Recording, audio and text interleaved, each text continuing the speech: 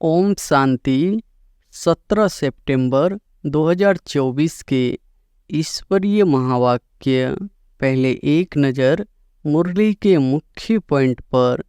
बाबा ने कहा, योग में भी कमी है तो ज्ञान में भी कमी है। सुनते तो है परंतु धारणा नहीं होती है। धारणा अगर हो तो फिर औरों को भी धारणा करावे। विश्व में सुख शांति की स्थापना अब हो रही है। बाप आया हुआ है। कैसे यह दिलवारा मंदिर है, आदि देव भी है और ऊपर में विश्व में शांति का नज़ारा भी है। तुम पूछो, विश्व में शांति किस प्रकार की चाहिए? इन लक्ष्मी नारायण के राज्य में विश्व में शांति थी। वह तो दिलवारा मंदिर में पूरा यादगार है। विश्व में शांति का सैंपल तो चाहिए ना। यह आबो सबसे बड़े से बड़े तीर्थ है, क्योंकि यहाँ बाप विश्व की सद्गति कर रहे हैं। आबू पहाड़ी पर उनका सैंपल देखना हो तो चलकर दिलवारा मंदिर देखो। और फिर बाबा ने कहा, पुरुषोत्तम संगम युग पर राजयोग सीखते हैं, जिससे फिर विश्व के मालिक बने हैं। वह फिर मॉडल दिखावे, संगम युग की तपस्या भी दिखाए। प्रैक्टिकल जो हुआ था उनका यादगार दिखाए। अम्बा का भी मंदिर है। अम्बा को कोई 10-20 भुजाएं नहीं है, भुजाएं तो 2 ही होती है। तुम आओ तो तुमको दिखाएं। बैकुंठ भी आबू में दिखाएं। आबू सबसे बड़ा तीर्थ है। सब धर्म वालों की सद्गति करने वाला एक ही बाप है। उनका यादगार चलो तो आपको आबू में दिखाएं। और फिर लास्ट में बाबा ने कहा, क्रिश्चियन लोग भी जानना चाहते हैं, प्राचीन भारत का राजयोग किसने सिखाया, क्या चीज़ थी? बोलो, चलो आबू में दिखाएं। टूरिस्ट धक्का खाते हैं, वह भी आकर समझे। तुम्हारा आबू का नाम बाला हो गया तो बहुत आएंगे। कुंभकर्ण की नींद में सोए पड़े हैं। कुंभकर्ण आधा कल्प सोता था, आधा कल्प जागता था। तुम कुंभकर्ण थे। पुरुषार्थी ऐसे नहीं कहेंगे, वह तो पुरुषार्थ करते रहेंगे। फिर जब फेल होते हैं तब कहते हैं तकदीर में जो था। अभी मान ले कि परमात्मा सर्वव्यापी नहीं है तो भीड़ लग जाए, परंतु अभी टाइम नहीं है। और अब सुनते हैं महावाक्यों को विस्तार से। मुरली का सार है, मीठे बच्चे, यह राज सभी को सुनाओ कि आबू सबसे बड़ा तीर्थ है। स्वयं भगवान ने यहाँ से सबकी सद्गति की है। प्रश्न है, कौन सी एक बात मनुष्य अगर समझ जाए तो यहाँ भीड़ लग जाएगी? उत्तर है, मुख्य बात समझ ले कि बाप ने जो राजयोग सिखाया था वह अभी फिर से सिखा रहे हैं। वह सर्वव्यापी नहीं है। बाप इस समय आबू में आकर विश्व में शांति स्थापन कर रहे हैं। उसका जड़ यादगार दिलवारा मंदिर भी है। आदि देव यहाँ चैतन्य में बैठे हैं। यह चैतन्य दिलवारा मंदिर है। यह बात समझ ले तो आबू की महिमा हो जाए और यहाँ भीड़ लग जाए। आबू का नाम बाला हो गया तो यहाँ बहुत आएंगे। ओम शांति। बच्चों को योग सिखाया और सब जगह सब आपे ही सीखते हैं। सिखलाने वाला बाप नहीं होता, एक दो को आपे ही सिखलाते हैं। यहाँ तो बाप बैठ सिखलाते हैं। बच्चों को रात दिन का फर्क है। वहाँ तो बहुत मित्र संबंधी आदि याद आते रहते हैं, इतना याद नहीं कर सकते हैं। इसलिए देही अभिमानी बहुत मुश्किल बनते हैं।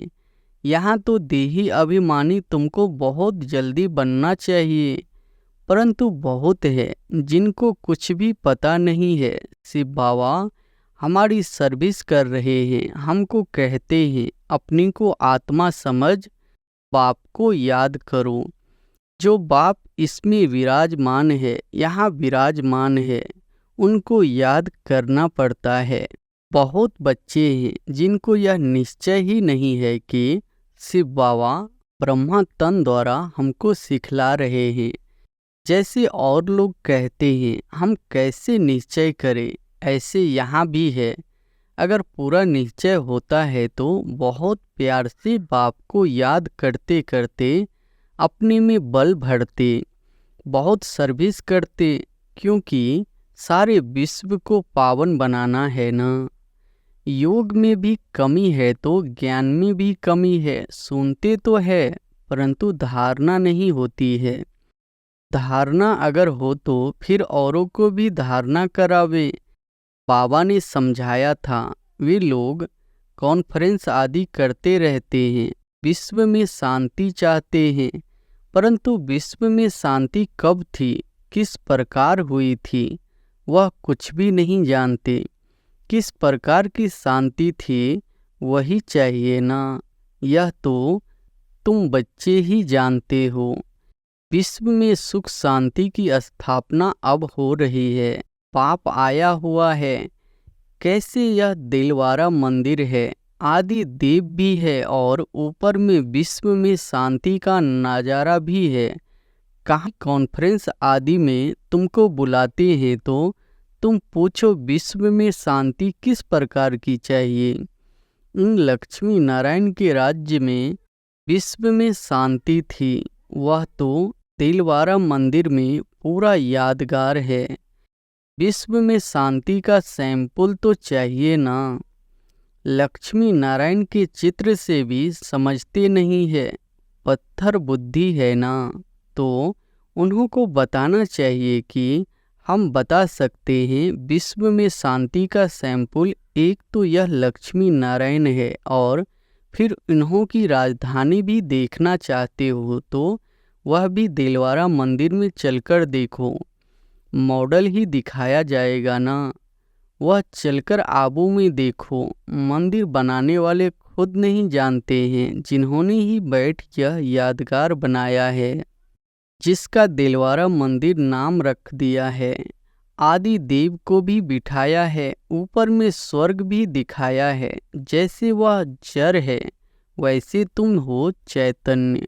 इनको चैतन्य दिलवारा नाम रख सकते हैं, परंतु पता नहीं कितनी भीड़ हो जाए, मनुष्य ही मूझ जाए। यह फिर क्या है, समझाने में बड़ी मेहनत लगती है। बहुत बच्चे भी नहीं समझते हैं, भल दर पर पास में बैठे हैं, समझते कुछ भी नहीं। प्रदर्शनी में अनेक प्रकार के मनुष्य जाते हैं। ढेर मठ पंथ है, वैष्णव धर्म वाले भी है। वैष्णव धर्म का अर्थ ही नहीं समझते हैं। श्री कृष्ण की बादशाही कहाँ है जानते ही नहीं। श्री कृष्ण की राजाई को भी स्वर्ग बैकुंठ कहा जाता है। बाबा ने कहा था, जहाँ बुलावा हो वहाँ जाकर तुम समझाओ विश्व में शांति कब थी। यह आबू सबसे ऊंच से ऊंच तीर्थ है, क्योंकि यहाँ बाप विश्व की सदगति कर रहे हैं। आबू पहाड़ी पर उनका सैंपल देखना हो तो चलकर दिलवारा मंदिर देखो। विश्व में शांति कैसे स्थापन की थी, उनका सैंपल है। सुनकर बहुत खुश होंगे, जैनी लोग भी खुश होंगे। तुम कहेंगे यह प्रजापिता ब्रह्मा हमारा बाप है, आदि देव। तुम समझाते हो फिर भी समझते नहीं है। कहते हैं ब्रह्मा कुमारियाँ पता नहीं क्या कहती हैं, तो अब तुम बच्चों को आबू की बहुत ऊंची महिमा करके समझाना चाहिए। आबू है बड़े से बड़ा तीर्थ। बॉम्बे में भी समझा सकते हो, आबू पहाड़ बड़े से बड़ा तीर्थ है, क्योंकि परमपिता परमात्मा ने आबू में आकर स्वर्ग की स्थापना की है। कैसे स्वर्ग की रचना रची है। वह स्वर्ग का और आदि देव का मॉडल सब आबू में है, जिसको कोई भी मनुष्य समझते नहीं। हम अब जानते हैं, तुम नहीं जानते हो, इसलिए हम तुमको समझाते हैं। पहले तो तुम पूछो कि विश्व में शांति किस प्रकार चाहते हो। कभी देखा है विश्व में शांति तो इनके लक्ष्मी नारायण के राज्य में थी। एक ही आदि सनातन देवी देवता धर्म था, इनकी डिनेस्टी का राज्य था। चलो तो इन्हों की राजधानी का मॉडल आबू में तुमको दिखाएंगे। यह तो है ही पुरानी पतित दुनिया, नई दुनिया तो नहीं कहेंगे ना। नई दुनिया का मॉडल तो यहाँ है। नई दुनिया अब स्थापन हो रही है, तुम जानते हो, तब बतलाते हो। सभी नहीं जानते हैं, न बतलाते हैं, न समझ में ही आता है। बात है बहुत सहज। ऊपर में स्वर्ग की राजधानी खड़ी है, नीचे आदि देव बैठा है, जिसको एडम भी कहते हैं। वह है ग्रेट ग्रेट ग्रैंडफादर। ऐसी तुम महिमा सुनाएंगे तो सुनकर खुश होंगे। है भी बरोबर एक्यूरेट। कहो तुम श्री कृष्ण की महिमा करते हो, परंतु तुम जानते तो कुछ नहीं हो। श्री कृष्ण तो बैकुंठ का महाराजा, विश्व का मालिक था। उसका तुम मॉडल देखना चाहते हो तो चलो, आबू में तुमको बैकुंठ का मॉडल दिखाएंगे। कैसे पुरुषोत्तम संगम युग पर राजयोग सीखते हैं, जिससे फिर विश्व के मालिक बने हैं। वह भी मॉडल दिखावे, संगम युग की तपस्या भी दिखाए। प्रैक्टिकल जो हुआ था उनका यादगार दिखाए। शिव बाबा जिसने लक्ष्मी नारायण का राज्य स्थापन किया, उनका भी चित्र है। अम्बा का भी मंदिर है। अम्बा को कोई 10-20 पूजाएं नहीं है, पूजाएं तो ही होती है। तुम आओ तो तुमको दिखाए। बैकुंठ भी आबू में दिखाए। आबू में ही पाप ने आकर सारे विश्व को हेवन बनाया है, सद्गति दी है। आबू सबसे बड़ा तीर्थ है। सब धर्म वालों की सद्गति करने वाला एक ही बाप है। उनका यादगार चलो तो आपको आबू में दिखाए। आबू की तो तुम बहुत महिमा कर सकते हो, तुमको सब यादगार दिखाए। क्रिश्चियन लोग भी जानना चाहते हैं, प्राचीन भारत का राजयोग किसने सिखाया, क्या चीज़ थी, बोलो। चलो आबू में दिखाएं। बैकुंठ भी पूरा एक्यूरेट बनाया है। ऊपर छत में तुम ऐसा नहीं बना सकते हो, तो यह अच्छी रीति बताना है। टूरिस्ट धक्का खाते हैं, वह भी आकर समझे तुम्हारा आबू का नाम पाला हो गया तो बहुत आएंगे। आबू बहुत मशहूर हो जाएगा। जब कोई पूछते हैं कि विश्व में शांति कैसे हो, सम्मेलन आदि में निमंत्रण देते हैं, तो पूछना चाहिए विश्व में शांति कब थी। वह जानते हो विश्व में शांति कैसे थी। चलो हम समझाएं, मॉडल्स आदि सब दिखाएं। ऐसा मॉडल और कहाँ भी नहीं है।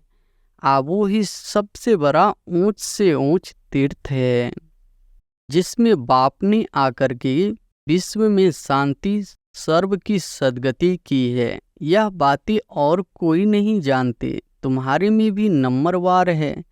भल बड़े महारथी म्यूजियम आदि संभालने वाले हैं, परंतु ठीक रीति किसको समझाते हैं वह नहीं।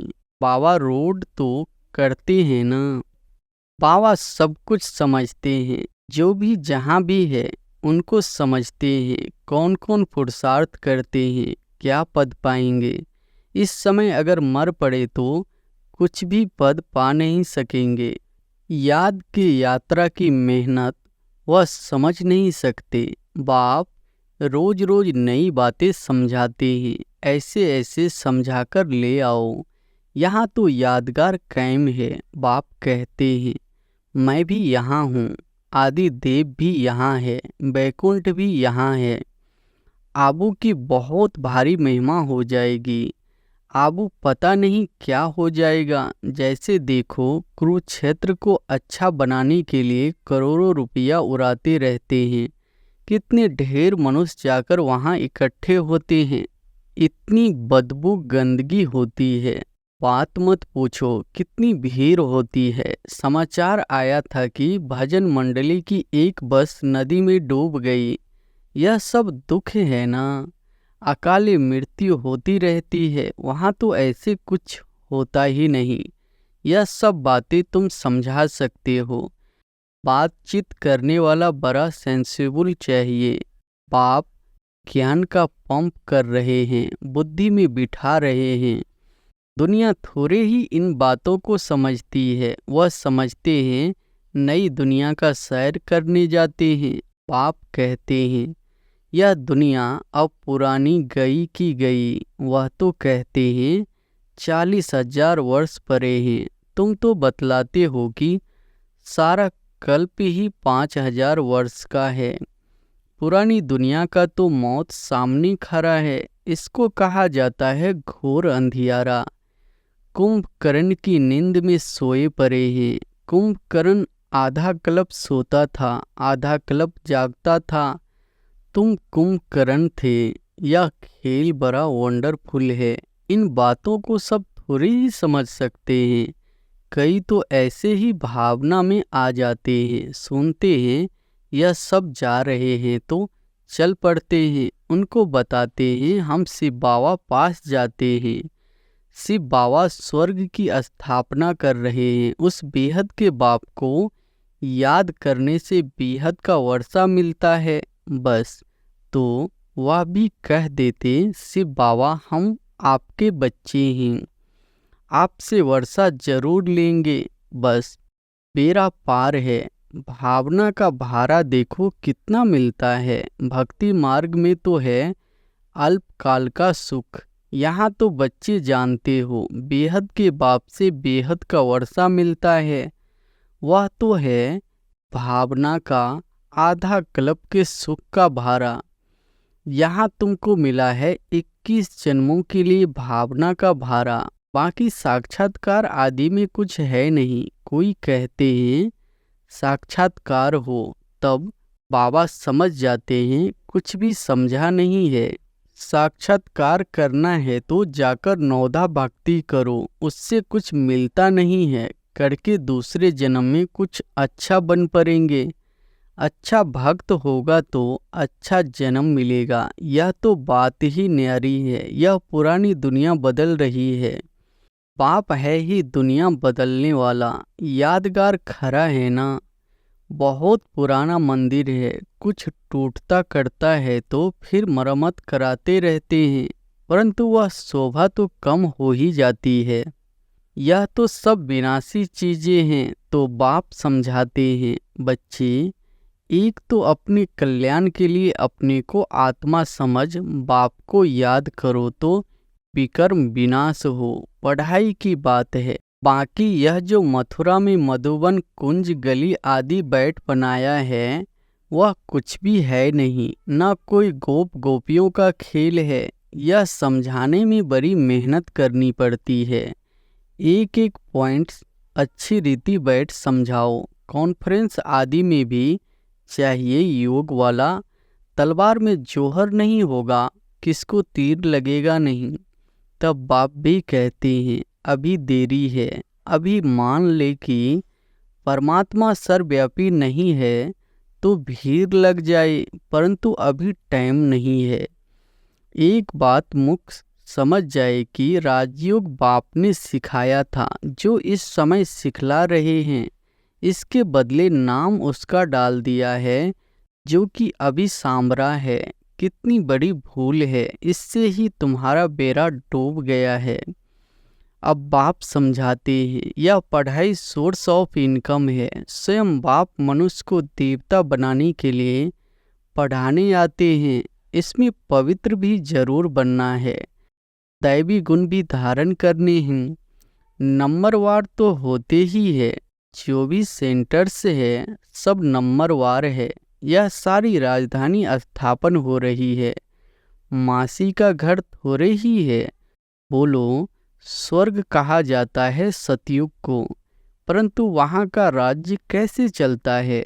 देवताओं का झुंड देखना है तो चलो आबो, और कोई ऐसी जगह है नहीं जहाँ ऐसे छत में राजाई दिखाई हो। भल अजमेर में स्वर्ग का मॉडल है, परंतु वह और बात है।